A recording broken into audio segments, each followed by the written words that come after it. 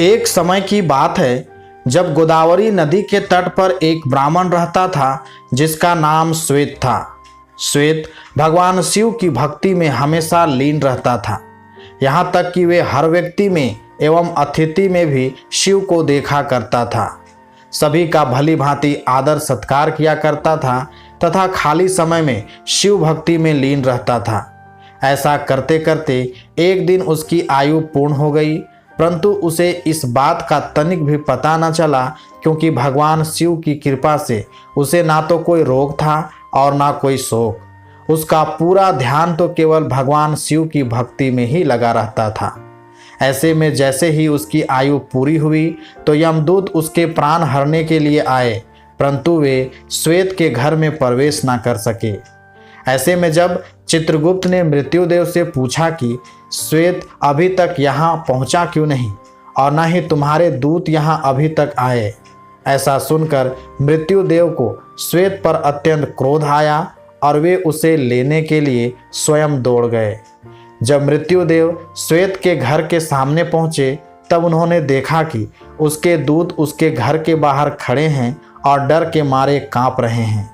मृत्युदेव के पूछने पर दूतों ने बताया कि श्वेत भगवान शिव द्वारा सुरक्षित है और उसके घर में घुसना तो दूर की बात है, बल्कि हम तो उसको देख भी नहीं पा रहे हैं।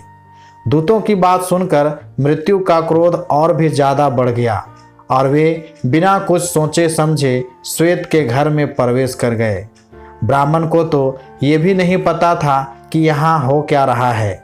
मृत्युदेव श्वेत को सामने देख जैसे ही आगे झपटने को किए, तभी वहाँ उपस्थित भैरव बाबा ने उसे वहाँ से जाने को कहा। पर मृत्युदेव ने भैरव बाबा की ना सुनते हुए जैसे ही श्वेत के गले में अपना फंदा डाला, वैसे ही भैरव बाबा ने अपने डंडे से उस पर प्रहार कर दिया, जिससे मृत्युदेव की ही मृत्यु हो गई। ये देख यमदूत भागकर यमराज के पास पहुँचे और उन्हें सारी घटना बताई। जैसे ही यमदेव को ये पता चला कि मृत्यु की भी मृत्यु हो गई है, उन्हें बड़ा क्रोध आया और वे अपने हाथ में यमदंड लेकर अपनी सेना के साथ स्वयं ही श्वेत के पास पहुंच गए। यमदेव ने देखा कि वहाँ भगवान शिव के पार्षद तो पहले से ही मौजूद हैं। ऐसे में ना यमदेव पीछे हटने को तैयार थे और ना ही भगवान शिव के गण। इस प्रकार युद्ध के दौरान सेनापति कार्तिकेय के शक्ति शस्त्र से पूरी सेना सहित यमदेव की भी मृत्यु हो गई। यमदेव की मृत्यु का समाचार सुनते ही सूर्यदेव सारे देवताओं के साथ भगवान ब्रह्मा जी के पास पहुंच गए और उसके बाद ब्रह्मा जी सारे देवताओं के साथ घटना स्थल पर पहुंच गए। सभी देवता भगवान शिव की स्तुति करने लगे और उनसे कहने लगे कि हे प्रभु, यमराज सूर्यदेव के पुत्र हैं, ये लोकपाल हैं, इनकी मृत्यु से अव्यवस्था फैल जाएगी, कृपया इन्हें जीवित करें। आपसे की हुई प्रार्थना कभी भी व्यर्थ नहीं होती। कालों के काल महाकाल ने देवताओं से कहा, मैं भी व्यवस्था के पक्ष में हूँ। वेद की एक व्यवस्था है कि जो मेरे अथवा भगवान विष्णु के भक्त हैं, उनके स्वामी स्वयं हम लोग ही होते हैं।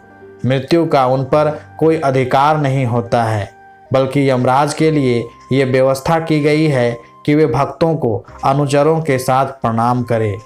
अंत में देवताओं की प्रार्थना करने पर भगवान शिव ने गोमती नदी का जल सभी मृत लोगों पर छिड़क कर उन्हें जीवित कर दिया और वे सब के सब स्वस्थ होकर उठ खड़े हुए और देवाधिदेव महादेव से क्षमा मांगी।